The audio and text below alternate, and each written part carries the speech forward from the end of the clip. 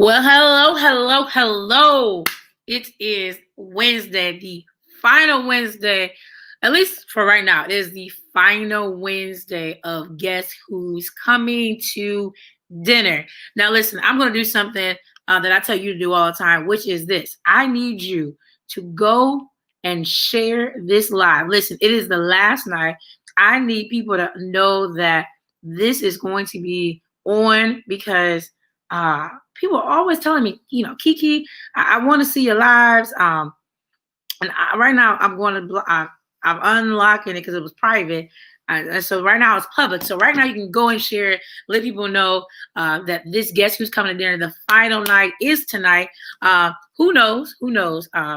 If God leads me to do a pop-up show next week, I'll be here, I guess. The reason why I'm saying I guess is because personally I had planned it up to next week, but because I didn't have a counselor scheduled for next week, I didn't feel equipped to do it by myself. But I'm very thankful that you all were tuned in last Wednesday with me. Thank you so much. You let me know that you don't just come on when I have a guest, but you also let me know that you don't mind hearing my voice. So thank you so much. So if I do a pop-up show, it'll be next Wednesday, same time. I'm not sure, but right now tonight, this is the finale show of Guess Who's Coming to Dinner. I hope you have enjoyed every single Wednesday of this month. Again, we started this month with Latoya Caver when we talked about anxiety, grief, and anxiety. Did I say that right? I think I did, yes. And then on the second week, I had Kiana Harper and Jane Lewins, and we talked about how to do virtual learning as far as a student, a teacher, a parent. Hey, y'all come on in. Come on in. Well, as you come on in, please share.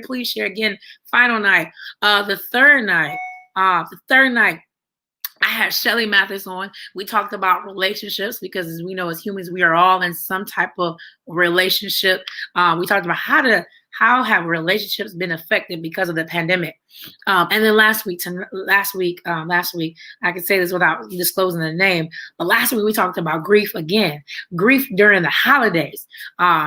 Something that you all don't know that you have been watching me week to week. Last week, I actually had a guest who was supposed to be on, but Death Angel visited her family, so therefore they were unable to be with me that night. But I am so thankful that you all allowed me to join in and share with you all, and thank be to God that he gave me the courage to come forth and give you some information. But tonight, I don't know if you see my excitement, got the Happy New Year's on. Tonight, I'm excited because I have someone who has known me all my life, who has watched me and has been with me, I was saying this last year or so, like face-to-face working on mental health. And so I'm just happy because she's here with me. She said yes. And by the way, y'all, she said she don't do camera really well. But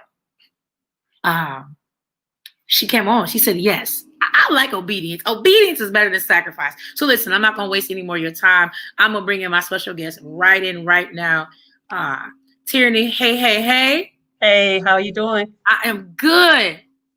Let's let the people know. Hold on. Let's let the people know what we're talking about tonight. All right. So, Tierney, let the people know about yourself. Who are you first? Where do you work at? If you're able to tell, without giving all your details. And then I want to know, how have you been doing with the pandemic? So who is Tierney Payne? And then how you been dealing with the pandemic? Well, I'm Tierney Payne, and I am currently a manager or supervisor at the Nord Center. I'm over the Afrocentric services there. And also, how have I been transitioning through this pandemic? Well, in the beginning, it was very, very difficult because I was working from home. And in fact, I was still doing a lot of counseling. Even though I was a manager, I ended up doing a lot of counseling because we were getting so many calls. And so when I first came home, working from home was difficult for me at first, learning how to turn it off. It was really, really difficult. Yeah. I'd be in there all hours of the day, and I live at home with my parents right now, and they would say to me, you're always in there working. You need to stop. You need to take some time out. And I was starting to burn out because I was not doing that. I just didn't know how to turn it off. I would go eat dinner and be like, oh, I got work in there I need to go do. So then I would go back in there and I'd be in there all hours of the night. Finally, I had to make a decision and be like, you know what? I got to stop, because if I don't, I'm going to need to be in some counseling Yes. because I'll be too stressed out. Yeah. So That's real. That's real. Listen, I had to stop there. There's a word that's coming into my mind right now, because I know we said, I told you we're going to touch on, to just touch. We're just going to touch on the past weeks. But something you just said, I feel like I just had to jump in and say, and you can elaborate more on this. Somebody says, I don't know, once UT, I'm not sure. Okay. My bad. I might be getting confused. By the way, those who watching it, go ahead and share. Keep on sharing. Oh, they know you. Chris Taylor. Hey, he said, what's up? That's family. Hey. Family. He made a joke about it. He said, are you missing your luggage? Because the funny thing is, him and his wife and I had the same luggage. A couple years ago this happened. And they went to Houston, and I went to I stayed in this is a sidebar. And I went to Fort Worth, right? So they went hours away, and I went, stayed, and I needed clothes to go to a conference the next day. And yeah, you can see how that story was messed up. But we ended up getting our luggage back. But then, thankfully, I had money, y'all. I was able to buy new clothes. But thank you for all that's coming in. I thank you for sharing. This is a wonderful night. Again, I'm going to talk slow, but I'm excited, y'all. I'm excited because it's the last night. And again, I said, if I do a pop-up show, God himself is going to have to move on my heart, because I may be doing that by myself. But something you said about being burned out, about the possibility of being burned out. And something we've kind of mentioned through almost every week is about this word we've heard, I feel like in the last 2 years a lot, and that is called self-care. Very important. I feel like this year, yes, come on, elaborate. Very, very important. Being, in this profession, or anyone that's a caretaker, it's important for everybody to make sure that they're doing something for themselves to take care of their self emotionally, mentally, because if you don't, you will burn out. And if you are a caretaker and you burn out, then you affect so many other people as well, because now you're not able to do what you do. So if I would have kept going and kept going and kept going, all the people that I counsel or the people that I'm supervising, I wouldn't have been able to do that because I wouldn't have been effective. And so I had to stop and say, okay, I need to cut it off at 5 o'clock. And then not only that, but then I had to decide, there's some things that I used to do that I love. I love painting. I love coloring. I had to start intentionally doing that. There was a couple times I went out to Painting with a Twist and those different things like that. To do that, wearing my mask, of course, but just to get out and do that. But then I also have paint here. I started painting at home, doing some coloring, bought some coloring books, adult coloring books, and using that. And the reason I do that is because, one, it takes my mind off of anything that's bothering me. So for me, it was something. I'm a social person. I like to be around family, like to be around friends, and not being able to do that all the time, being shut up in the house, this pandemic, I had to find something to do. And so those are some things that I would do for myself. Some people like music. Some people, it might be just going to take a shower or, do some beauty care or something like that for yourself. Something where you're pampering yourself, something that's going to help you to take your mind off of the stressors. Yeah. And that's important. I used to counsel kids, and it's important for kids to be able to play. Yes. And even not being able to go out right now and hang out with their friends, because social aspect is very important. As growing up, they learn so many things in their play, in their interaction with others. And being in a pandemic, being stuck at home, there's still things that they can do. There's still play that they can do. And parents can help them with that too, because, I remember growing up, one of the things that my parents always did with us on Fridays, we would have game night. And so sometimes it would be video games, and they maybe didn't know how to play video games, but they would get in there and play with us, or we would do board games and play board games, you know. So parents can help the kids out with that. Let them, even though they can't go hang out with their friends, they still could have went outside and played outside. So Right. it's important. So play is important. Self-care is important, Hmm. and we need to be able to, even as we go into this new year, Come on, that's what I was waiting for. and nothing's going to, and the pandemic's still going to be here, Right. but we got to make up in our mind, okay, how do I want to go into this new year regardless of what's going on? How can I do that? And so I think we need to think about that. Take a look at, do some self-examination about what went good this year for me Hmm. and what didn't go good for me this year. So I think that is a thing that we might want to do before we go into this new year, is take a look back and say, hey, okay, this hasn't been a good year as far as with the pandemic, but there have been good things that Yeah. have gone on in the new year. Yeah. And so looking at that and saying, okay, what things do I feel that have gone good? And what things do I feel that have not been so good? And where am I at in that?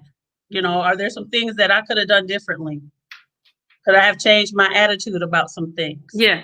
Well, listen, I think you touched, I'm glad you said it about 2021. We talk about coming this new year. Now, there's some things that are very necessary and helpful, but yet they get trendy. So I think we as humans lose the value of a word. So self-care has been, I feel like, a popular word, and I feel like it's been trendy. But I think people, I really want to hit on this a little longer for a minute, just to let people understand that self-care is something that I don't think maybe we didn't know what to name it, right? Maybe we didn't know to name it until like this 2017, 2018, 2020, 19. Maybe these last, I want to almost say, maybe these last 4 years, we finally heard this word. Maybe it's been around before. Guess what? It's probably been in the dictionary, right? I don't know. I'll look it up and maybe I'll bring that up on Facebook tomorrow. But maybe the word's been around a long time, but we have never really act on it. We have not really embraced it. And so I think if I can encourage you all, and this is conversation freely with us, is that 2021, you need to do more self-care for you. And the reason why I say you should do more than you ever done before is because we've all dealt with 2020 differently.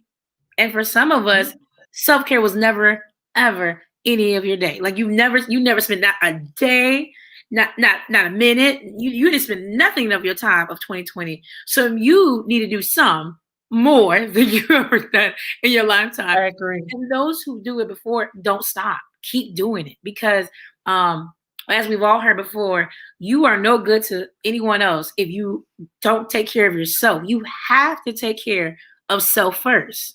You just have to. So I'm sorry that word just kept coming to my head when you talk about work. But let's just touch on.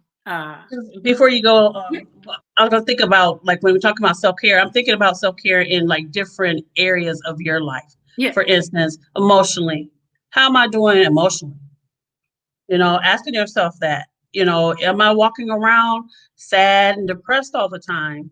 If so, like, what kind of things are triggering me to be depressed or sad? Or am I feeling anxious or fearful all the time? What's causing me to be there? And looking at, okay, what kind of things can I do in that area to begin to help myself to change in that area? Physically, is something like, do I feel like I'm overweight? Do I feel like I'm eating too much? Yeah. Because I'll be honest, this pandemic, I've been eating a lot more this year. I feel like, because you get bored, you start eating stuff. So I think, checking to see, where am I at, and being honest with yourself in that. So emotionally, physically, relationally, how are my relationships? I know you had a show on that. How are my relationships? How am I getting along with other people? Am I standoffish? Am I not setting boundaries with people, and I need to set boundaries? So what areas do I need to work on in my life? See, because I can't change anybody else. All we can do is change ourselves. So I got to look at myself and say, okay, where am I at? Taking that self-examination, Yeah. and where am I at with my relationship with Christ? Am I Am I in the word? Am I studying his word? Am I trusting him and believing him in the midst of this pandemic? I'll say one thing I'm thankful for, and as I'm growing in my relationship with Christ, one of the things that I'm learning is to depend on him. I'm thankful to have my job, but I know that I don't have my job because of my job. I have my job because he's allowing me to be there. Yeah. So I'm depending on him to make the provision, and I'm thankful for that. And so I would, if I give it, I'm saying anything, as like, when you're doing this self-care, look at yourself in those areas and see where you're at, and be honest with yourself.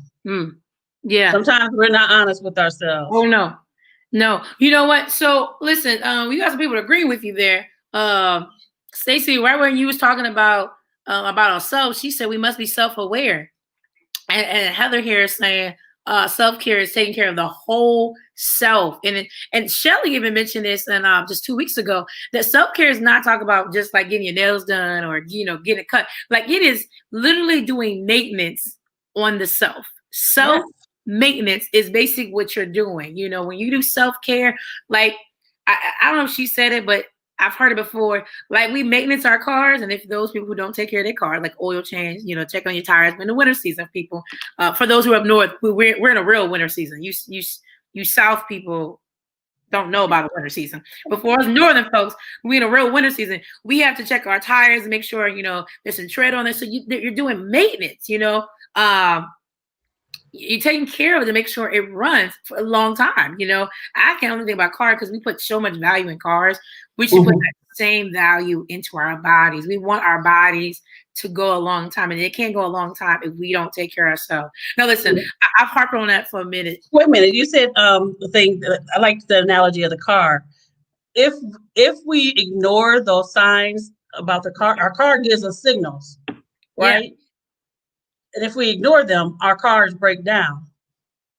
Our bodies give us signals. And if we're not paying attention to those signals, our bodies break down mentally, physically. So we need to pay attention to those signals and not ignore them.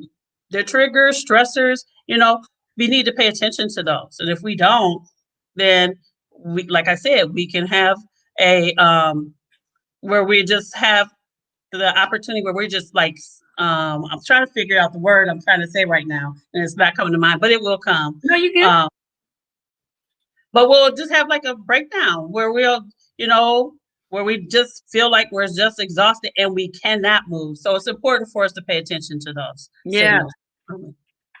Well, listen, I'm appreciative because people are chiming in, and listen, I see you guys, and of course, I'll put your comments up here on the show with us, because I'm a person who believes it's not about me. Right. I always tell y'all, I'm very thankful for every person that comes on the side of me that says yes and comes and shares wisdom. But I'm also thankful for those of you who engage with me and us through the comment section. We don't ignore them. We don't think you're just talking to, so we partake this. Again, I should just pause for a minute and say this for anybody who's never watched any of these shows. Guess Who Coming to Dinner is on YouTube, on my Canico page, or my Canico company page on Facebook. And I'm only saying that because, listen, there has been a wealth of knowledge, wealth of encouragement, advice that has been given these last couple of weeks. Tierney has been such a great support. She has been watching literally just about every show. That's a great person to have on your show when they can be supported, even when it's not their time shot. Sorry, I felt really churchy there.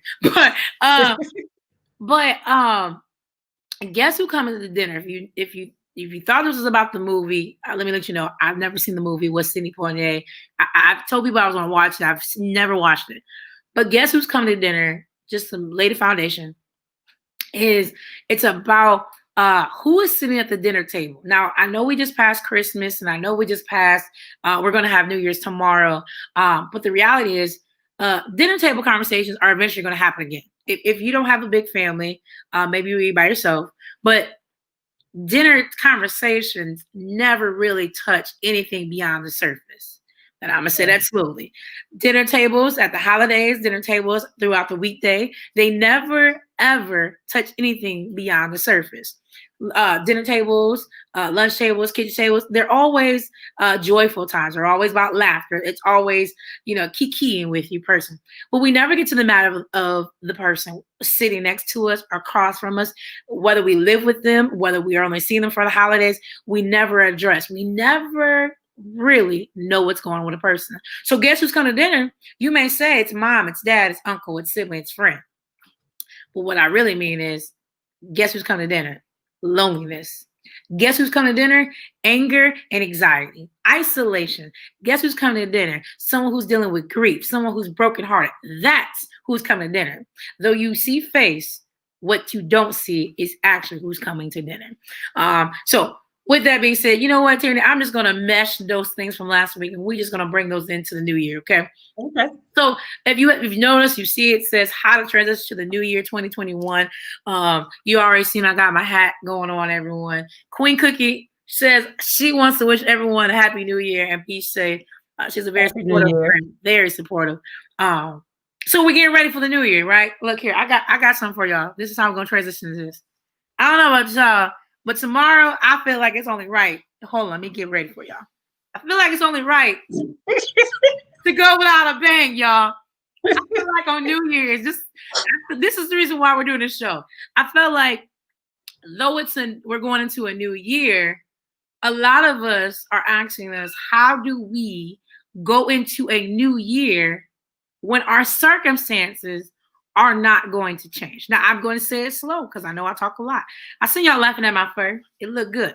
But how are you preparing yourself to go into this new year? When you look around, you're saying, well, we're still in a pandemic. There's a rise of cases, wherever you live at. I know Ohio and Northeast Ohio has been having, situations. Maybe you're saying, how do I go into a new year when I just recently lost a loved one? Because death is going to happen, right? And so you're asking yourself this question. And so tonight we're going to address, how do you transition to a new year, even if our circumstances don't change? Now, before Tierney says anything, let me know if this right here is something that you need to know. Let me know if this is something. I just need a handshake. Or if you want to put hearts, you can do that too. But I want to know, how many of you are struggling with this? How many of you are struggling with the idea or the fact that we're going into a new year, but yet nothing's going to change?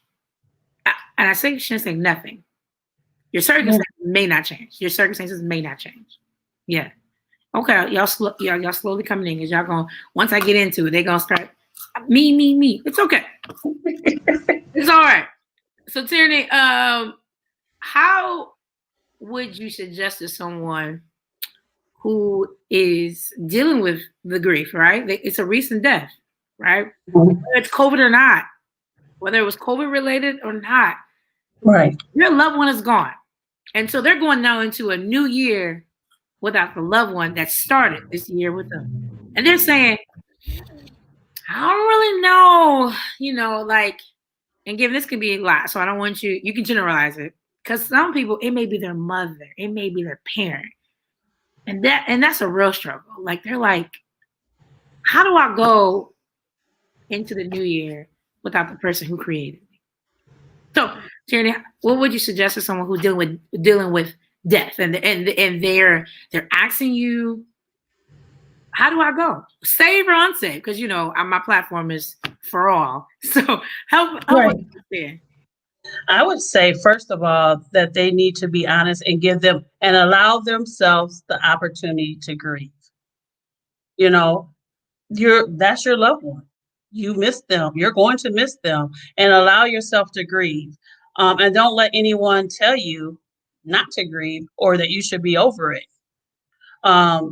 Grief, there's many stages that there's 5 stages that you might go through, in and out. It doesn't go in order, in and out, that you might feel yourself going through. Denial, like, this cannot be real. I can't believe that this has happened, that they're gone, and that's reality. We have that when a loved one has left us. or has passed away, we grieve. Also, you might go through anger, being angry because they're gone and they're no longer here with you. You might be angry at the situation, you might be angry with them, but it's okay. That is reality, and it's okay to go through that. Then there's bargaining, people will be like, well, why couldn't it be somebody else, or why couldn't it been me, or why couldn't it, all those questions. Yeah, Those yeah. are reality. That's a reality.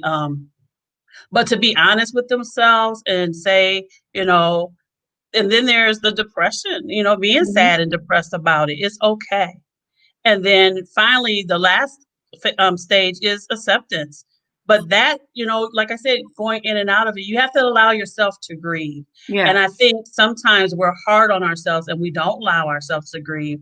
And then what happens is, because we don't allow ourselves to grieve, or other people don't allow us to grieve, what happens is it becomes extended Yeah. then.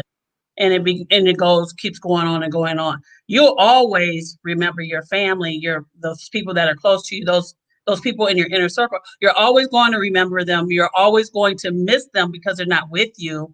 But when you allow yourself that opportunity to grieve, then you can be able to move on. And then, like I said, you'll never forget them. And some people, what we do in counseling, sometimes we help them to think of things that they can do to honor them, or um, to honor them, Yes. Yes. you know. I said this last night. I mean, last night. Ha! Last night. I wish it was last night. I said this last Wednesday. And in my research, I found that, we should include our loved ones, whether they're sick or deceased, into our holidays, meaning like whether it's the cooking of the new meal, or whether it's, light of a candle in their memory. Like if they're sick, it's said to include them. Like, find out what they can do, even if they can't do much of anything they used to do.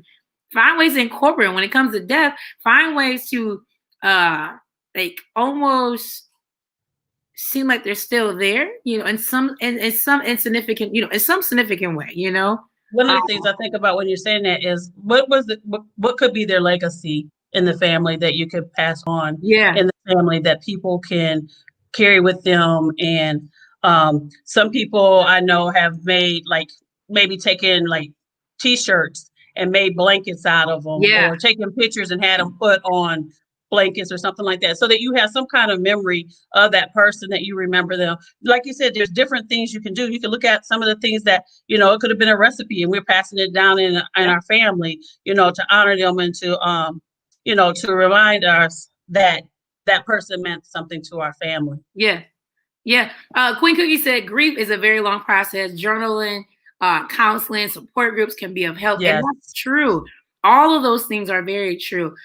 Journal, and I know if you're a man and you're on this, you're like, I ain't trying to journal nothing. Listen, 2021 is my year for my breaking down so much stigma, but especially my men. But listen, get your feelings out on paper. Sometimes it's definitely better to get out on paper than keep it inside. Um, I'm gonna just pause on here for a minute. I have a friend that's watching from Puerto Rico, says that her life changed, or is changing, because she decided to make a change right after body and mind. Let me put this up so you can see this together as I read it. After a body and mind crash, I suffered almost a year in bed rest, made me analyze my life and made a change to reduce stress. I'm just kind of picking on that. From death to almost stress. What would you say to people who dealt with a lot of stress? And let's be honest, we all did, because this pandemic was something that we didn't expect. And for some of us, I don't think we channel the stress of the pandemic correctly. Um, unfortunately, my friend here, Perez, had to have her mind and body to kind of, crash to realize. And you talked about it earlier, but how do we help people cope with their stress? I guess is the best word to say. Manage, cope with their stress. And I know there's different stressors, but from a clinical side, was Well, like she said, like she said right there, that after she crashed, then she did what? She took and analyzed her life, and seeing, where am I? Where did I not have opportunity to reduce stress? yeah, So I think one of it is taking a look at where am I at in my life? What am I doing? What things are causing the stress? It's important for us to look at the stressors. Sorry, look at the stressors. What are the stressors in our life? And are there some things that we can take off our plate? You know, and if there are some things that we can take off our plate, then we need to learn how to set some boundaries Woo! and say, I You can't do that. listen, God was there. I didn't cut you off. Listen, when you're talking, because remember I told you earlier, I forgot. No, now listen, viewers, I'm letting y'all in something. I'm letting y'all in this conversation we had for that show. I totally had a brain for it. I forgot everything, but right there, you said it. Boundaries. Boundaries, boundaries, boundaries. I'm going to say it loud. Boundaries, y'all.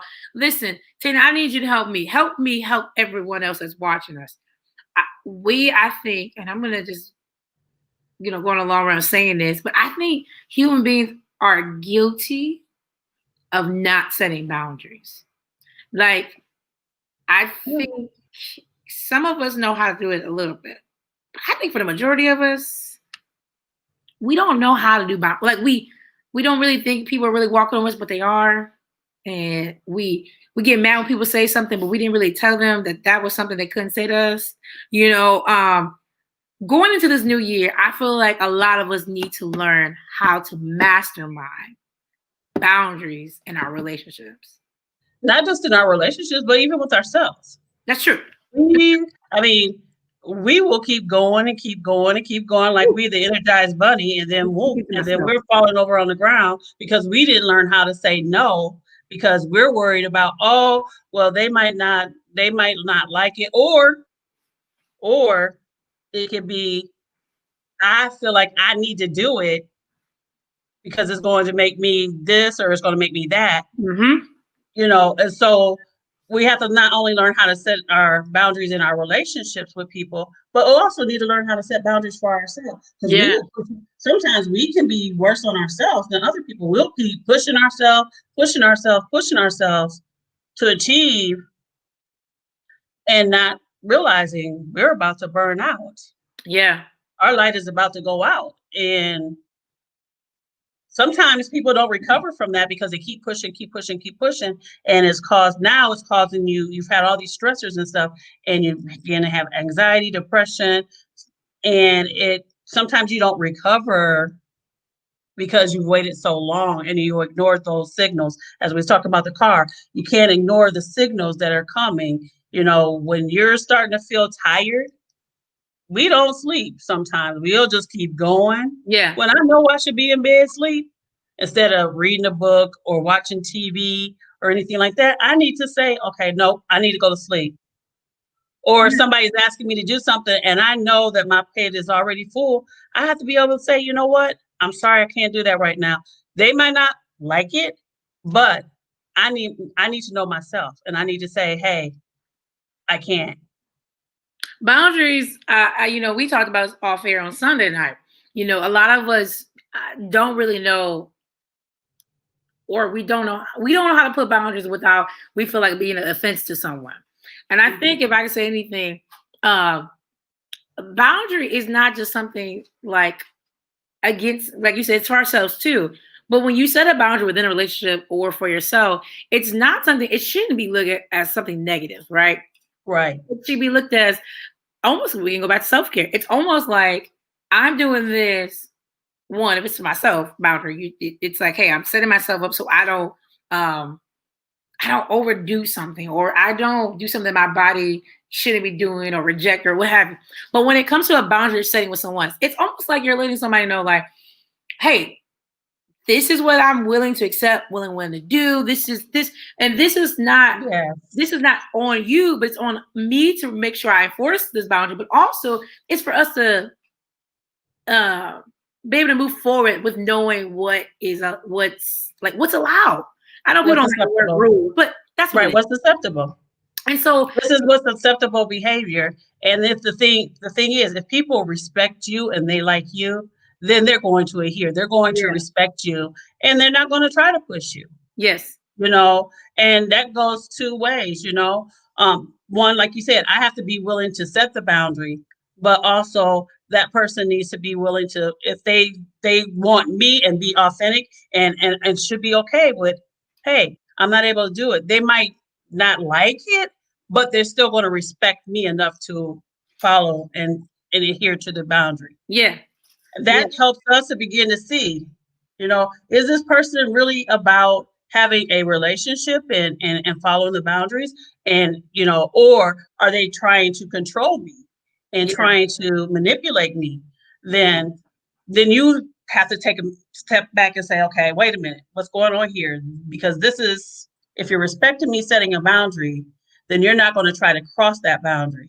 So if I'm saying no to you, you're not going to try to manipulate me into saying yes. Yeah. And if you do, then I need to take a step back and say, hey, wait a minute, what's this all about? And I need to look to see, is this the type of relationship, friendship, relationship, whatever that I want to be in? Nice segue.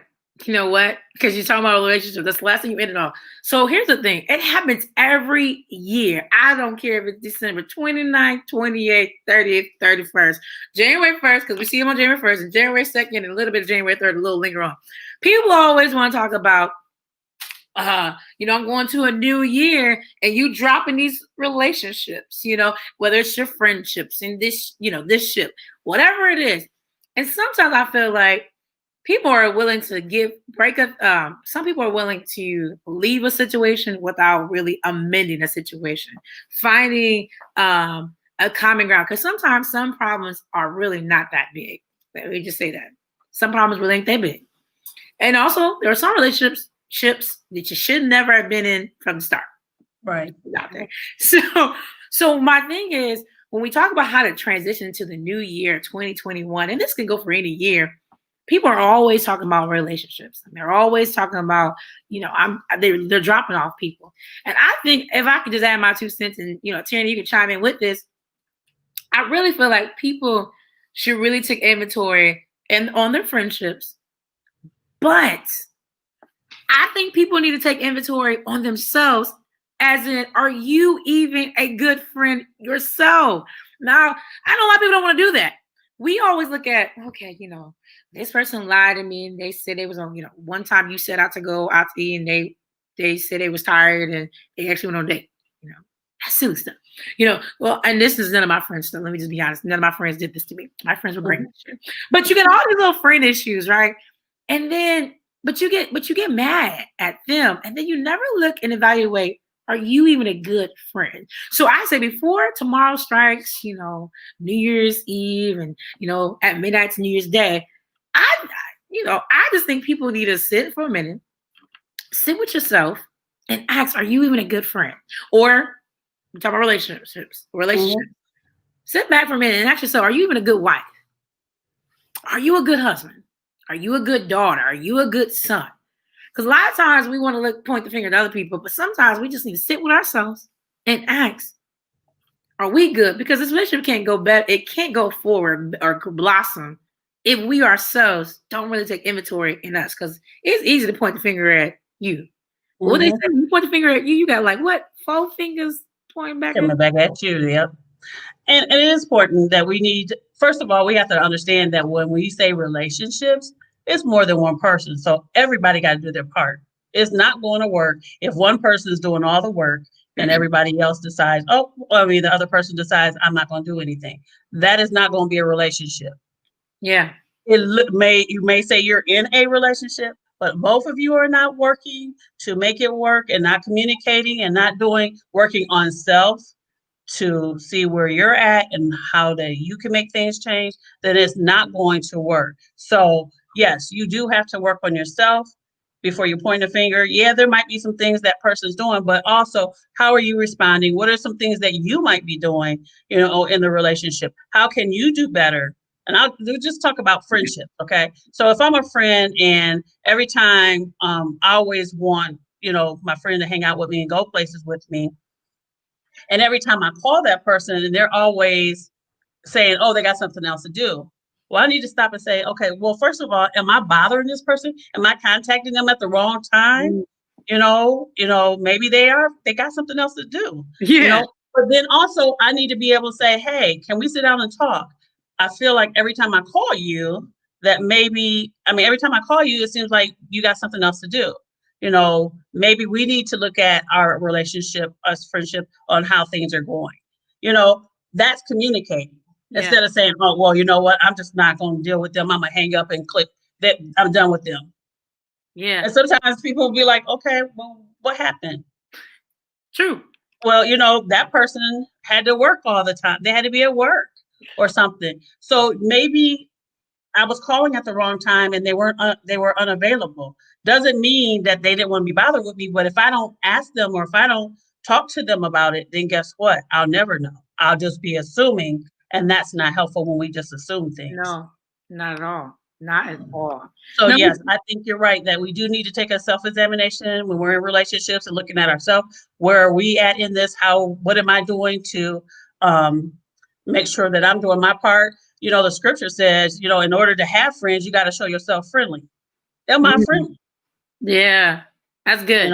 If I'm not friendly, then I can't expect to have friends.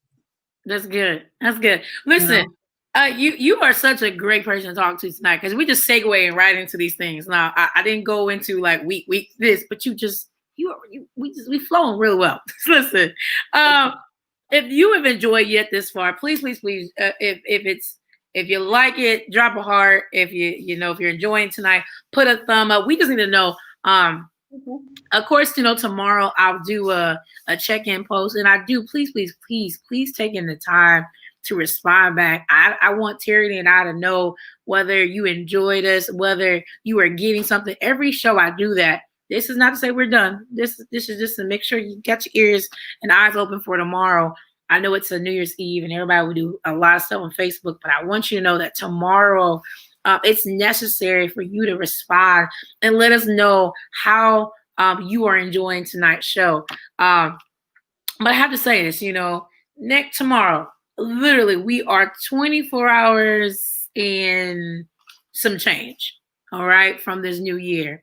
And there's two things. Now, one thing I'm going to scare you with, because I didn't tell you we was going to talk about this, but I'm going to this second. The first thing I want to say is we're going to a new year, and a lot of people have always this, it's a new me, attitude, right? And we kind of touched on it earlier. You have to do self-care. You have to take care of yourself, because if you don't take care of yourself, you're no good to anybody else, right? But it's a new me situation. And we need to understand that though it is going to be a new year, does not mean it is a new you. Meaning you have to make a word call. You have to make a decision. You have to make a choice for the new year to be a new you. Not the cliche way. I know we talked about it.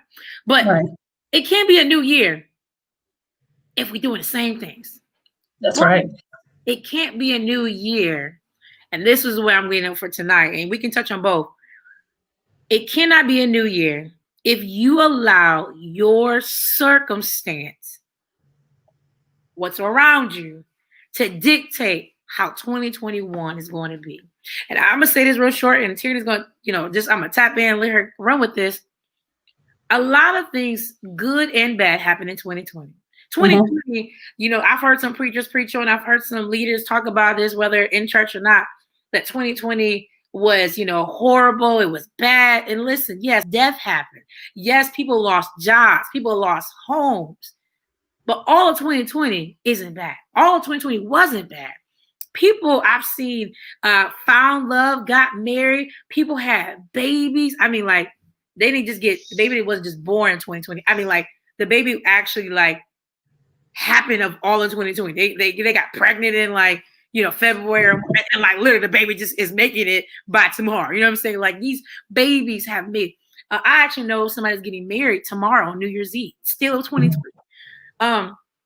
2020 wasn't all bad. Okay, 2020 wasn't all bad, but there was a lot of bad that happened.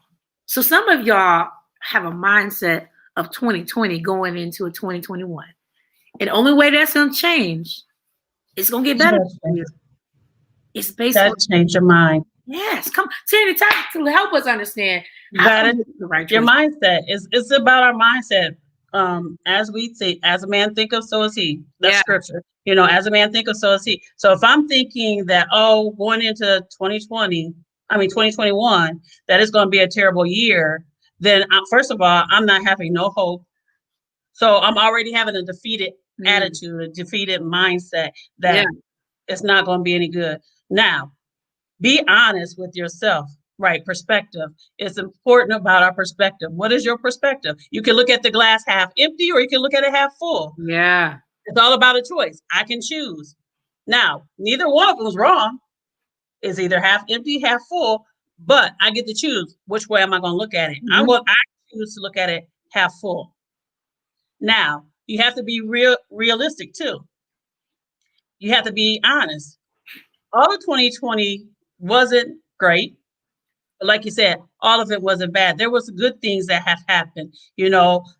For me, I'll use myself as an example because that's all I can use. Yeah. For me, I'm thankful. Yeah, I had to get up and go to work every day, but I'm thankful that I still had a job right there. So I have to be thankful. Find those things that I can be thankful for. I'm thankful that I woke up. Somebody did not wake up today. I'm thankful and let me tell you, I had an incident this year. I had surgery done and the surgery wasn't done. I had to have a second one done because they nicked my Turcocellular and it caused brain fluid. So I was in the hospital for 5 days and I was out of work for over a month. Wow. That wasn't I did not choose that. I was thinking I was going home. I was supposed to go there that day, have surgery and go home. And then they came in and told me, oh, by the way, you're not going home. Something happened. So you have to stay overnight. Well, then I came home the next day. And as I'm home, brain fluid is dripping out of my nose. Wow. And I had to go back to the hospital and have another surgery done. Wow. It did not feel good. It wasn't something that I planned. And it was scary. But I had to be honest. I wasn't happy about it. I was scared in the beginning when I found out what was going on. But then I had to say, you know what? Lord, I'm thankful that I'm still alive, that I'm waking up today because somebody did not. Yeah. And because I woke up today, that means you have something else for me to do. Yeah. Now I had to be wise and make sure that I was taking my time and getting myself together, resting, sleeping, eating right, so that I can get back to where I needed to be. But I was like, I'm looking forward to what is the next day? What's the future like? I was looking ahead so that my outlook was good. But I was serious about how I felt in the beginning. I was honest. I was scared. Lord, like I said, my relationship with the Lord, I'm like, Lord, what is this? I didn't ask for this. It hurts. It's painful. I'm thankful that I'm here, but how can I keep moving? And so I had to change my mindset. It's funny you say that because listen, your brother chimed in, and I'm sorry, Eric, I'm gonna put you out. Gotta say it. He said the same baggage you had in 2020 will be there in 2021 unless you have a different mindset. Also, if you focus on the bad of 2020 and not made it a good year by taking this time, like even when we get off this live, if y'all don't take the time to reflect, refocus, and he said use it for your good, then all you see is the bad. 2020 was a year to take advantage of. It was an eye opener and a pusher to make your future not look like your past. Listen, let me tell you, that's that right there. I mean, but did you see what he said? Yeah. Take that time to what? Evaluate. Yeah. Focus. And then what's going to go? Well, how am I going to go into the new future? Yeah. How am I going to go into this new year? There's people who, like I said, people who lost jobs. Why you've lost your job this year, did you stop and say, okay, and be honest, I'm upset, I don't know what I'm going to do, and then stop and say, okay, how can I repurpose myself? What can I do different? Maybe I need to learn a new trade. Maybe, some people lost jobs and then turned around and got another job. Yeah. I said this earlier in my job. I said, I believe 2020 needed to happen. It had to happen. Where was I just at? I think it made us slow down. It did. It was an Um, opportunity to take a reflection because we weren't, as people, we weren't doing that. We weren't stopping and looking to see where were we at. no, 2020 made us stop and take a look at ourselves. yes. Andrea says, yes, indeed. Someone said I had the same baggage for 40 years because my mindset wasn't right. Listen, Gary, I don't know you, but I'm just glad that you are honest enough to say that because somebody who's understanding that 40 years you were honest to say that it was your mindset that wasn't right that allowed you to carry this baggage. Some people need to understand that, like how we're talking about, it's a new year, people. Just because it's a new year doesn't mean things change. I think I don't mean to harp on this, but I have to a little bit, Tyranny. I feel like growing up, I always felt like, when it hit 0-0, right? It was a new year. I'm excited. And when you were a kid, it's a new year, right? And everything's going to change. Everything's going to be great, right? Right. You think about, your new birthday, like my niece and nephews already asked me, like they start thinking about their birthdays and birthday plans. You start thinking about Christmas and you start thinking about like the holidays. Like, so you like, so Santa, what I didn't get you this. So what Santa didn't get you this year? You like, Santa will give me next Christmas. You start thinking about all the good stuff. You never prepare for the negative stuff. You never prepare. You never think about it. Right. And with 2021, I sat today at my job and I thought about it. I don't have a word, not spiritually, but I don't have a word for 21. I think my words for this year was acceptance and here I am messing up my other one. It was to accept and to was it approve? I gotta look it up. Well, before I'm gonna let you, then I'm gonna look it up. But I feel like just because it's a word for a year doesn't mean it's a word. It's that word is out of season. Right. So if I can encourage anyone, I don't know if anyone doesn't do this, but try to find a word of intent for the new year, right? Something that's going to encourage you. Yeah. My words was refresh and renew. I felt like I needed to be, this was a year of refresh. And what I mean by that is it had to be a year of self-care for me, a year of reflecting, a year so that I can move into the new year and with a positive attitude. Yeah. Now, like I said, I don't want people to get the misconception of saying when I say a positive attitude, like everything's perfect. No, I'm saying I'm going to make a choice to choose whether things change or not. My mindset and the way that I'm going to handle it, I want to have it with a positive attitude. What can I learn from this situation so that I can move forward? I just found my words. So, and listen here, I'm just looking on it. My words didn't come to me. It came to me New Year's Eve, but I didn't, I guess publicly, social media. I didn't let the world know. My words was acceptance and activate. Now, acceptance means to embrace of what is without resistance. Okay. Mm-hmm. And activate means to make active.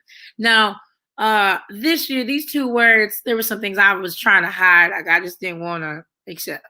Like I didn't want to accept. And there were many things I didn't want to activate. And activate was not just gifting as far as the gifts that God had gave. It was activate in a lot of things. Like, yeah, I ain't even about to give y'all that tonight, but there was a lot of things. And so as I thought about today, I was sitting there getting a little frustrated at work. Like, I don't have words for 2021. But then I realized just because it's a word for a year doesn't mean the word that you're done out of season. Like it doesn't carry over into the new year. Yes, because sometimes you might need to stay with a thing and eat on the thing for a little longer because you're not out of that season. There's a difference between, and I feel being churchy, but there's a difference between man-made seasons and the season that God has called you to. And I wasn't born here with this. That's right. There's a difference in timing. Exactly. Exactly. I want to say this too about 2020. We are grieving. People grieved, and I'm not talking about due to death. I'm talking about grieving things that we as people used to be able to do, which is go out and hang with your friends. You weren't able to do that. It was a grieving year, of going through things weren't the way that things were always were. So things had to change. And so you had to change. So people are going through a grieving season, and not always due to death, but they're grieving. Like, for instance, I'm gonna use this as an example. You can leave a job and be happy about leaving that job, but you can also grieve the old job you left because there might have been some things there that you liked about that job. So you can be happy about one thing going into one thing, but you can also be grieving something at the same time. Yeah. Listen, so I just looked this up. December 30th, 2019. I had made a flyer last year, this time last year. I was hosting an event. And this is what I wrote, and this is what I was told. Like, this is what leaders were saying. 2020 has been described as the year of having clear vision, right? And being focused and clear. Now, whether some people disagree, some people will say that's not what the number 2020 mean. But, we always talk about 2020. So let's just take it for what it was, right? 2020 for some of us was described to be a year of vision, a year of focus, and a year of clarity. Some of you may not agree with me, but I think 2020 did what it was supposed to do. Whether you don't believe that's the meaning of it, again, it was a year to give you focus, clarity, allow you to focus, and vision. A lot of us gained vision this year because if you took the opportunity to do that. That's true. Because my bad, I'm being positive, but that's true. Because no, that's the thing. If you took the opportunity, we had a lot of time to do that. So you could have focused, like you said. Yep. There was opportunity for that. And the clarity part was, I feel like for some was family. Like priorities. Let's do this. Clarity was gaining focus on your priorities. What was important to you? One thing I feel like the pandemic did across the board, it may not have been positive for everyone, but I think the pandemic had to happen for families to get back to being family. Like the core families, I believe it was necessary. It was necessary to have.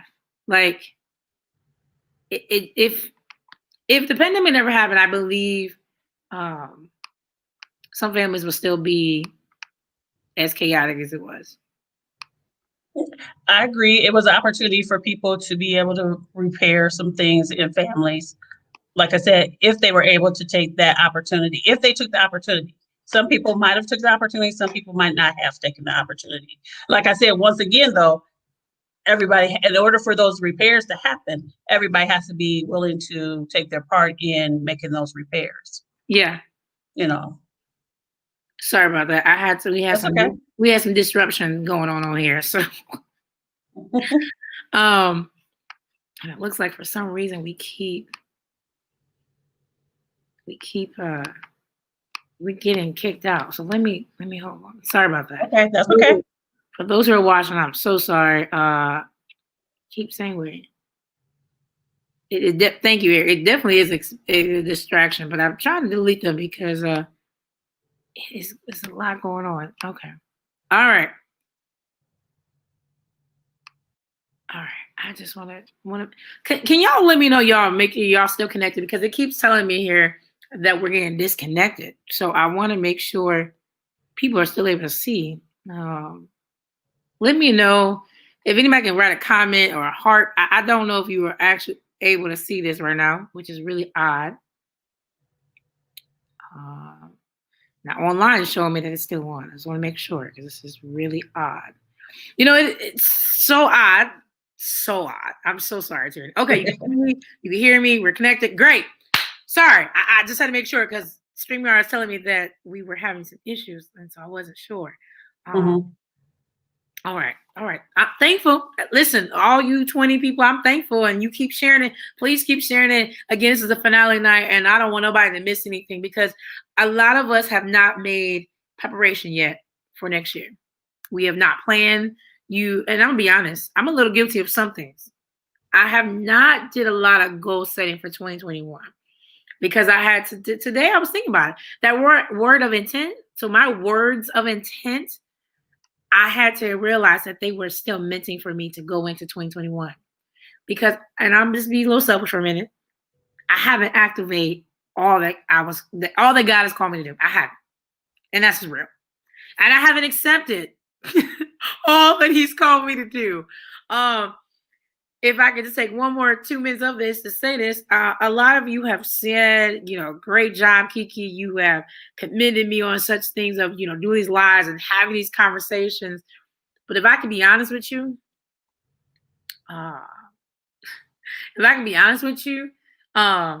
there's a lot of times I'm fearful. I don't know if I'm saying, you want to be liked, but you have to say something that you want to be liked, but you have to say things that are right. And I want to make it rhymey, but you want to be so approved. You want to be validated, but at the same time, you have to understand that even when you're a leader or when you're called to do something, you're not always going to be liked. Right. So I'm hoping for 2021, I can walk into that authority, walk in that boldness that, hey, this is what I was called to. Terry, no, I'll tell you. I think we talked about it Sunday. I told you that this was not my assignment. I told you I'm not called to do this. I told you that I am not qualified. Did I not? You said it. You said that you're not qualified to do it, not that you weren't called to do it. Well, listen, I'm saying it tonight. I don't feel both. Well, you might not think you are. But you have to stop it. And I think that's where, like, for instance, I told you, I do it scared. My getting out here, being on the camera and stuff, that's not me. I like being behind the scenes, that's me. But I know that I'm called to come forward because God wants to speak something. I may not think that I'm able to speak well, but he's calling me to do it. So I need to be obedient and do it, because if I don't do it, then somebody that needs to hear something that he wants to say through me is not going to hear it. Yeah. And so it's important for us to do it scared do it scared, but be obedient to God and do it. Do what he's calling you to do, because you don't know who he's going to affect by utilizing you as the vessel. See, I know that it's not me, it's him. It's him using me to talk and say this. Because if it was up to me, we would be talking on the phone one-on-one, and that I'd be okay with that. Yeah. So, listen, I hear you. I appreciate everyone who's commented and talking about, he qualifies. Trust me, y'all, listen, I know that, it's just, listen, I just want y'all to know the only reason why I'm telling y'all this is because I need some time to show y'all transparency. It's important. Because some people think because you do these, I'm going to be honest. This is not about me, but so many people have seen me do these lives. They have got a perception. And I want to help you understand. This is not about breaking a stereotype down, but I need to show transparency to let you know that even as I prepare, I still got we got a little 24 hours and some change before the new year comes, and I got to get myself ready because there's some things that I want to do. And there's some things that I feel like I know I'm called to do that I'm like, okay, all right, I'm going to do it, right? I'm going to do it. So I just want to show y'all that I don't do everything boldly. There are definitely moments I'd be like, is that really you, God? I think we need to have more authenticity. Yeah. People need to know that people are real, that everything's not perfect, but I'm able to make it through. The scripture says I overcame by the blood of the Lamb and the power of your testimony. Yeah.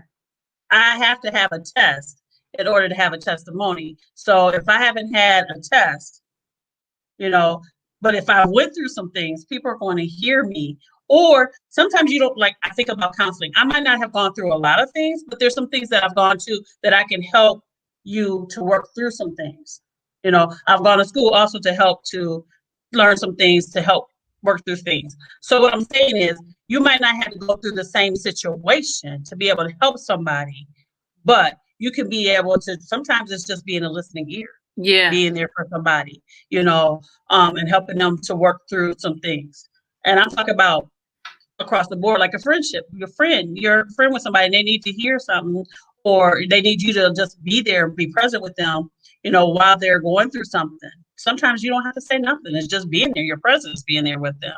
Yeah. So you have to learn out, like, what does that mean? Me being present and being authentic, being my true self, being honest with yourself. You said, I ain't got it all together, and But see, one of the things the Holy Spirit spoke to me is if I can be honest with myself, then I can be honest with him, and then he can come in and do what he does, right? Mhm. So I have to be honest with myself. If I lie to myself, I'm gonna lie to you and everybody else.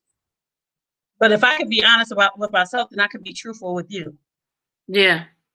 But people want to see authenticity. They want to see that people are real people. They don't want somebody that's pretending like everything's together. They got it all together. That's not going to help them. No. Now, Tierney, are you ready for this? Or are you ready for me to throw you something that I didn't talk to you about? We'll see. So it's been on my spirit, and I have to say this because. So I'm going to prepare you. I'm going to lead you up the way, okay? Okay. 2020 was not the year we expected, right? The virus came. It's still here, right? Politics happen. We just going to brush over. We're just going to say politics happen. Politics are occurring. Some of us still waiting on $600. We was hoping it was $2,000. Joke, joke, joke. That's not a joke. Some of us really need that $2,000, right? That's true. But I have to say this, and I love y'all, my light-skinned cousins. I love you. And I love my brothers and sisters, melanated ones. But I have to ask this question. How do we go into this new year? As believers, as maybe some non-believers, as Blacks, as whites, we realize that 2020 for some, especially a younger generation, their eyes was open to racism that they have never seen before. Mm-hmm. Some may think that on January, I think it's the 21st, 22nd, help me people, the inauguration. Mm-hmm. Some people believe that the world, the America is about to do a whole 180. We know that's not about to happen. It's going to change, but it's not about to do a 180 overnight. When Trump leaves and Biden come out, it just ain't about change. So my question is, how do we transition to this new year? And we talked about our circumstances not affecting us, but we have to realize we do need this to change. We do need racism to change. And for some of us, and I've talked about this before once or twice, but I have to hit you with this. How can you encourage both our melanated and our light-skinned cousins how to move forward? And I'm not just talking about like lifestyles, but even mentality. A lot of us saw death this year, but for example, George Floyd. Everyone saw it, and it impacted us differently. So we cannot go into 2021 not expecting.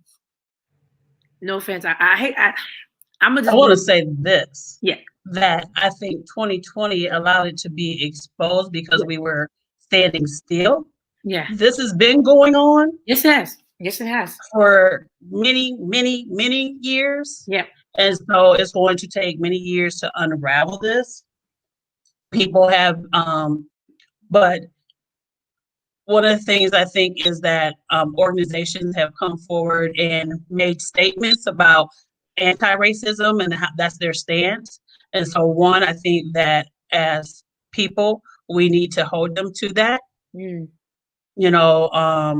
That we need to say, hey, you say you're anti-racist. We need to see that you're supporting, that you are trying to make change within the structural organization, because we need to first change in our hearts. Change in our hearts. There needs to be a change in people's hearts. People, African Americans need. I hear people saying, I don't want to help educate. I'm tired of trying to educate. Well, we need to help educate. We need to do that. And two, for our Caucasians, brothers and sisters, you have to do some educating yourself. We got the internet. We got wild world internet out there that you can look and research and find things and learn things. Ask questions to your brown and brown, yellow sisters, people of color, and ask questions. Not in a condescending way, but ask questions. If you don't know, ask questions in conversation. Don't be trying to gather information just to take it and try to use it and make it yours, but asking because you really want to make a change for yourself. What can you do? Ask yourself, there's books out there that you can read to learn and how to change your mindset. about race and racism. Yeah. So, but we have to understand that, yes, a change is needed, but we all got to do our part and do, what can I do to change this around? If we have, like you have this thing, being able to talk about, bring up the hard subjects. When you talk about race, people want to get quiet or, they get offended. It's time out for getting offended. Mm-hmm. And I'm talking about from Caucasian standpoint, it's happened. People, when you talk about that, they get offensive. But put yourself in the other person's shoes. How would you feel if this was you and your people that every day? And I'm not saying, because there's some Caucasian people out there that are allies that do want to help and are trying to educate themselves and trying to make a change. But those that aren't and feel like they're confused and don't know what to do, I would say, hey, there's stuff out there that you can educate yourself and learn. Also, the asking questions, and searching yourself. Where am I at in this? Do I believe this? And do I feel like I should treat people bad because of the color of their skin? Yeah.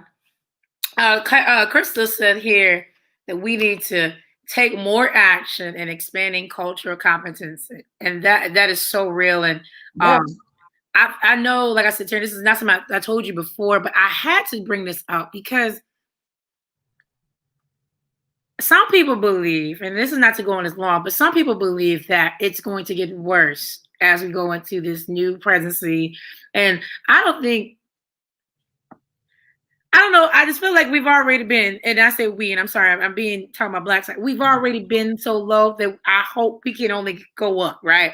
And I don't feel like, two people are about to make things go worse that quickly, but I believe that we have to be hopeful. Again, like you said, we do have to keep people honoring their word, what they said they're going to do.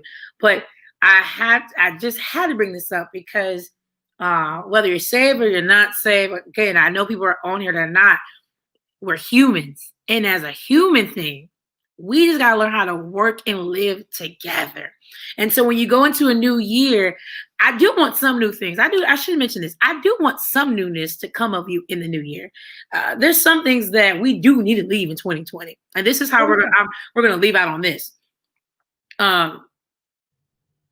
When you go into this new year, I do believe that some things, as we said earlier, baggage needs to stay right here. It needs to stay in 2020.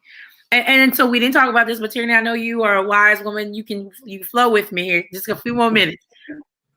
Let's see what you got to say. Shame has to stay in 2020. Shame that has been on your life has to stay in 2020. Don't walk into the new year. And this is for anybody's watching. This is not me telling 10. This is for anybody's watching. Do not walk into the new year with shame. I had spoken at my church a year ago on being an ex something, right? And I talked about how God already knew you were going to be an ex, whatever it is, when he died on the cross. When he went up to the cross, I said, I had Play-Doh. I had a white cross. I said, a lot of times we see the white cross, we think when we see the cross, a lot of times we think it's white. It was pure. It was clean. It was clean for him, but it was actually bloody because all of our sins were up there. He already knew. He already knew what you were going to be ex of, right? But a lot of us are still walking away, still walking or living with shame on us. Shame that our families put on us, shame of things that we've done. I just need people to know, be free. Be free today. Be truthful with yourself and forgive yourself and move and admit what you did, okay? And say, okay, this is it. What I mean by that is have a heartfelt, like, okay, I did this. But this is not define who I am. My past doesn't define who I am. No. We all got mess that we've gone through and done, things that we're not happy with in our lives. But I can choose and say, you know what? I'm not going to carry that luggage with me. Have you ever tried to walk up some stairs carrying luggage? You're trying to go forward, and that luggage is pulling you backwards. Yes. So you have to say, okay, look in your life and say, what are those things in my life that I keep holding myself guilty for over and over and over again? Now there's a difference between holding myself guilty on things that I've done in my past and I'm no longer doing that. There's also things that I'm doing maybe currently that I need to stop doing. Yeah. I got to make a decision and stop doing it. But if I've done things in my past and I've done it and I'm not doing it anymore, then I need to forgive myself and I need to be able to move forward. But what we do is we hold on to that, and what happens is we become depressed about the things that we have not achieved in our past, what we did wrong in our past. And we get depressed and we beat ourselves up over that, right? And then sometimes we think too far in the future about things and we start to worry and then we become anxious. So we need to, like you said, there are some things in our past that we need to let go, forgive ourselves, and really make an honest effort to change, make a decision to change and move forward. One more thing I gotta tell you, I gotta drop is along that same line of leaving shame at the door. It's also leaving like the word I'm gonna say the word. The word is forgive. I need you to take unforgiveness, leave that at the door. The things that you have unforgiven, not just yourself, but of people. But I need you to bring forgiveness into the new year.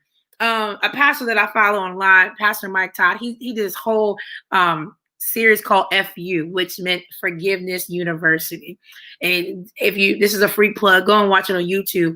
He spent 12 weeks talking about forgiveness, and something I think that we need to take with us that maybe you've never took with you into the new year is forgiveness. You need to take forgiveness. You need to get a good luggage, or find a way to pack on the good stuff into the new year and unload. Man, I just feel that was,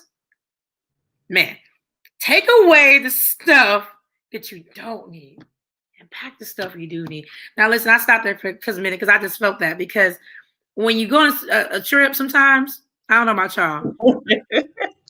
you go where I'm going. Sometimes we go on a trip, it could be like you just be grabbing everything. We be packing everything. We pack stuff. We like, well, just in case this happened, and just in case we decide to go here, and so you have all these just in cases. Some of them don't even make sense. And your luggage is so heavy. And it's so heavy. I need us. I don't know if y'all felt that. I'm not trying to be so churchy, but listen, I need y'all to go into the new year with the right stuff packaged with you. Put on the right stuff into the new year and leave the stuff you don't need that don't benefit you in any shape or form in 2020. Tierney, I felt that. I agree. Wow. Because we look at baggage as always a bad thing, but we do need some baggage. You gotta take something with you. When you're going somewhere, when you're going on a trip, you gotta take some stuff with you. But like you said, oftentimes we just grabbing everything, putting it in the suitcase, and now our suitcase is so heavy, we bearing down and back hurting and everything like that because we can't carry the load. And like you said, that unforgiveness. Forgiveness is about, especially when it comes to other people, it's not about them, it's about you, so you can move forward. That person has gone on about their life, is doing what they need to do, and you're sitting over here with bitterness and anger, frustration, and you can't move forward because you have all of that on you, because you haven't been able to forgive them. People have to understand too that forgiveness doesn't always mean reconciliation. And we talked about this the other day. It doesn't always mean reconciliation. The ultimate goal is for reconciliation. Yeah. But sometimes those relationships, those things are not healthy. They're not helpful. And so therefore you need to have that boundary, and you can love somebody from afar. Yeah. And you can forgive them. It doesn't mean that you have to be reconciled with them.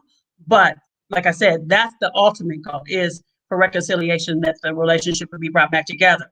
But if it's not healthy for you, you can still forgive a person and continue to move on, and they can move on. Yeah. So we have to remember that it doesn't always mean, forgiveness does not mean reconciliation. Yeah. Reconciliation is the ultimate goal. That's where the final, you would want that to happen, but it's not always warranted. Yeah, man. Listen, Tierney, this conversation went some places we weren't trying to go. Well, we didn't know. We didn't plan for all of this. So listen, I'm gonna do a little free advertising because I'm coming right back, and I want you to give us some last thoughts, things that we might have not touched on, things you want to elaborate on. I want you to give you a second to think about that. Now listen, anybody's ever watched any of my lives, I've never done this. Okay, just never done this. Okay, something I started this year in 2020 was I started a K to Code company, right? Which is this platform that I'm using right now to advocate for mental health.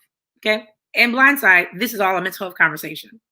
It's about how we work, how does our mind operate with with all these different issues we talked about in these last couple of weeks.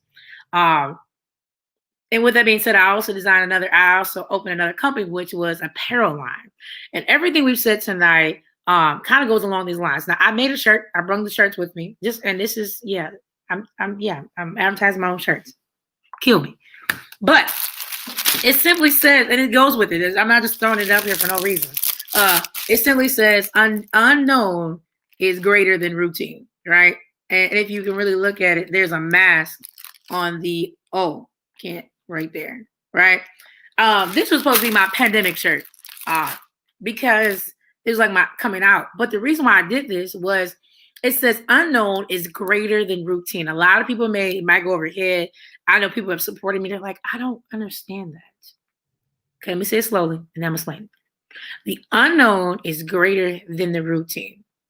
The unknown of our lives, the unknown, the future of our lives is greater than the routine. See, when the pandemic first happened, a lot of us was upset because we could no longer do the things that we used to do. We no longer, went to the gym a certain time, got the kids up at a certain time. We no longer got to hang out with friends. The routine of our lives got shook up. We no longer got to do that. But I believe there was a beauty and a greater value in the pandemic by knowing that this right here shook up some things. Like I said earlier, I believe the pandemic was necessary and needed to bring back the family, understand the family. As I said earlier, also, we were told that 2020 is supposed to be about focus and clarity. It wasn't about focus and clarity on your routines. It was focus and clarity about your new future.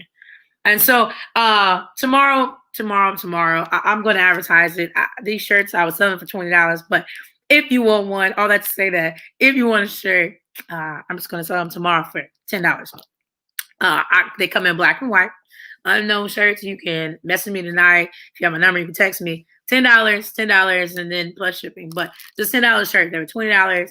I just want to bless someone with it, not give you it, but I want to let you be a blessing to somebody else, showing them that the unknown is greater than the routine of our lives. And I don't just mean that for 2020. I definitely believe that means in every part of our lives, but especially while we're in this pandemic, the unknown is greater. Now, second thing I'm advertising, and Tierney's gonna come back, is that 2021, I do have this prepared and planned for you all and myself. Tierney knows she'll be back. She will be back. I don't know when we're going to do it, but we'll be back. I have advertisers every night, and that is mental health plus the church is coming to a city near you. So, no, mental health plus the church conversation will be happening in 2021. I'll be having preachers, pastors, therapists, and myself front and center addressing these issues. And you're like, what do you mean? What issues do we have? Can I be a Christian and go to therapy? Because there's a lot of people you may say like, oh, that's a no-brainer. There's a lot of people who preach who do not believe you need to go counseling outside of the spiritual counseling. There are some churches who are lacking understanding and resources to help their people in their congregation who have mental illnesses. The conversation is happening. Let me just say that. The conversation is happening. It's not just something that's been laid on my heart today. It's been on my heart since 4 years ago. And I think now time and opportunity, meaning we've all sat down. And this past year, we've all had to adjust what our spiritual lifestyle was like doing church. So I feel like there's no greater time than now coming into this new year to have this conversation. Look forward to talking about mental health, me plus the church. That's actually what the name of the title is. It's called Mental Me plus Church. It's coming. It's coming. It's coming to you. So, Tierney. Yes. Your last words. I was rambling. Tell us. You got the floor. Tell me what you. I would just say, just to go back over what some of the things that we said is, Yeah. one of the things was taking a self-examination of yourself. Where am I at? Where do I want to go? You said, grabbing a word or two, that'll help you carry you over into the new year. That's going to help you change your mindset so that you can move forward. Making sure you take out some time for self-care. Yes. It's important for you, but it's also important for those around you, so that you can move forward. And like I said, looking at those areas emotionally, spiritually, physically, relationship wise, where am I at? And making a choice to change where change is needed and to move forward. And just going and really seriously looking at that and taking that opportunity to move forward into the new year. Oh, that was what? Anything else? How about anything off your chest here that you want to like? No, I just want to thank you, Kiki, for having this, opening up this platform for us to be able to come as professionals, but also as just everyday people that are dealing with things in life, and how to walk through it and how to have these conversations that we don't always have. Like you said, we can come to the dinner table and people can be dealing with stuff and we don't pay attention to the signs. They'll say, oh, I'm fine and everything's happy and I'm doing good. But are they really? And if we really ask that question and are present with the people, we will begin to know and see. So I thank you for having this opportunity and doing this platform, being brave enough to step forward, even sometimes when you don't feel like doing it. Yeah. Or scared to do it. Exactly. Listen, y'all, that is, I believe that I'm going into the year 2021, honestly, with that, acceptance and activate. I'm still chewing on it. I do want to let you know before we get off, Jeff, your uncle Jeff says, great job.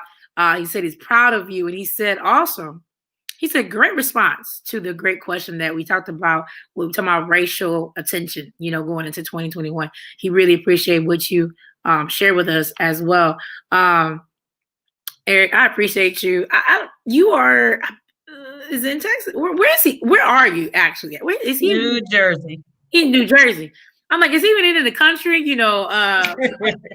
But listen, because Perez, who was talking earlier, she's watching this all the way in Puerto Rico. I'm gonna tell you all, thank you for those who share, for those who have been on every Wednesday. If you haven't watched, again, go to K Nicole company page. I don't do this for likes. I don't do it like the shares is for you to share and get the word out. It's not about sharing to see my name. It's sharing to get the information out. So if you haven't watched the last Wednesdays, go back and watch them. I will also advertise this past August, we talked about the Black community.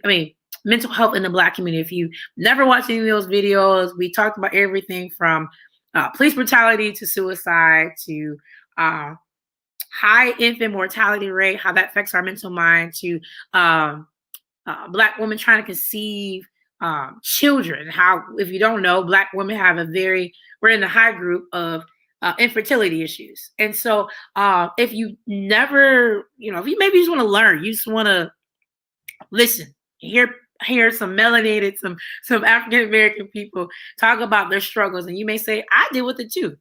But I will have to highlight, again, Black women are the highest race, sex and race when it comes to infertility as well as infant mortality rate. That they didn't just, some have struggling with having kids and some are struggling to actually full term have their children, and the Black women fall into that. So that was in August. You can go back and watch that. And the very first live session that I've ever did was back in May, and that was about mental illness as a whole. And I have everybody on the sun watching that. I had saved folks on, I had unsaved, I had my Black, I had my white, I had people who talk about bipolar, anxiety, suicide survivors, families who have been affected by suicide. Listen, if you got time, go back and watch those videos. Tomorrow, I plan on actually telling you how many hours that is. Not to brag, but just telling you there's a wealth of knowledge on that page. And I'm just happy to be one to moderate it, honestly. I'm just glad to be the visionary. Glad to be the visionary. So, Tierney, you sure you ain't got nothing else? You sure? Nothing. I have nothing else to say. Thank you. Like I said, thanks again for having me on. Well, listen, again, tomorrow there's going to be a check-in post. I'm going to tag Tierney in it. Please, please, please, every last one of you, I thank you for what you said tonight. But let us all see it tomorrow. This comes in the daytime. Again, I post in the daytime. Let us know how you enjoyed it. If you didn't like it, just inbox me. I don't want to see that on the main post. I'm just being honest.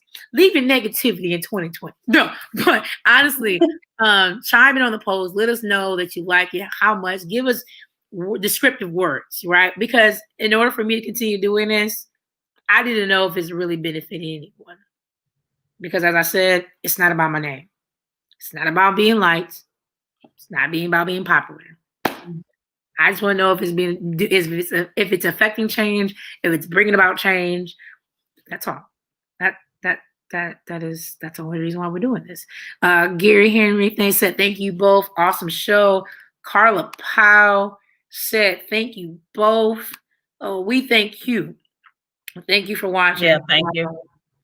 Because without them watching, we just been having a conversation. Which we can do this. We can do this. So on this note, Tierney will be back. Okay, we don't know when. Just keep an eye out. She will be back because this is a much needed conversation that Tierney agrees with about mental health in the church. So she will be back. She will be back. All I ask, real talk, is if you pray for the visionary, because as I told Tierney, I don't know how we're going to do this conversation in 2021. It hasn't been revealed to me if we should do it once a month, if it's going to be a week, if it's going to be all year. I don't know. I don't really know. I don't know if you want to see my face that often, but on a good note, Tierney, stay on. But for you all, you wonderful people, Happy New Year's. Go out with a bang. You know, like I said, I'm putting my jacket on for the last time. Go out tomorrow flexing. You know, if you at home, you ain't got to wear no mask. You know, party because you ain't got to wear no mask. But if you go out, be safe. Wear your mask. Take your 6 feet distance. And Happy New Year to you all. And I cannot wait to see what. That sounds so churchy. But I had to say, it sounded like I had to say it. But I can't wait to see what God does for you and for me in 2021. On that, have a good night. Tierney, you stay. All right. Happy New Year.